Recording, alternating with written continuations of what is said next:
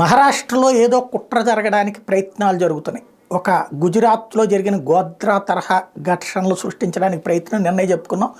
అయోధ్యకి వెళ్తున్నటువంటి ఎవరైతే దర్శనానికి వెళ్తున్నటువంటి భక్తుల రైలు మీదన రాళ్ళు రవ్వటం మొన్న ఒకసారి ఇలాంటి సంఘటన చోటు చేసుకుంది. ఇది రెండవ సంఘటన.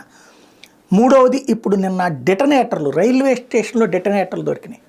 కాకపోతే అక్కడ ఆ అట్టపెట్టెలకు ఉన్నట్ల పెట్టున్నాయి. దాని దగ్గర కూలీలు లేరు, ఏ మనిషి లేరు.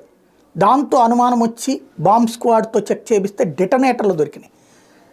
అంటే పేల్చడానికి సిద్ధంగా ఉన్నటువంటి డెటనేటర్లు.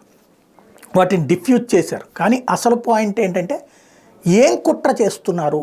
మళ్ళీ రేపటి ఎలక్షన్స్ ముందు క్రిందసారి పుల్వామాలు లేకపోతే కనుక పఠాన్కోట్లు అయిపోయినాయి కాబట్టి ఇప్పుడు దేశంలో అలజడులు సృష్టించి ఇప్పుడు రైతు ఉద్యమాల పేరుతో అక్కడ అలజడి ఇట్లాంటి అలజడులు సృష్టించి అంటే ఎన్నికలలో రాజకీయాలను మలుపు తిప్పడం కోసం ఏదో కుట్రకు పాల్పడుతున్నట్టు కనబడుతుంది. ఇప్పుడు ఇక్కడ ఏదైనా హిందువులకు సంబంధించి ఊచకోత ఇట్లాంటి ఏదైనా పేలుడు జరిగిందనుకోండి, ఈ దఫా హిందువులు తీవ్ర ఆగ్రహంతో రెచ్చిపోతారు. అది మైనార్టీల మీద దాడులు జరిగితే కనుక దాంతో అదిగో చూసారా మైనార్టీలకి దేశం సెక్యూరిటీ లేదని మైనార్టీలందరినీ ఏకం చేసి ఓట్లు గడించడానికి వేస్తున్నటువంటి ఎత్తుగడ, సోరోస్ చేస్తున్నటువంటి కుట్ర ఇది అన్నటువంటిదే సందేహం.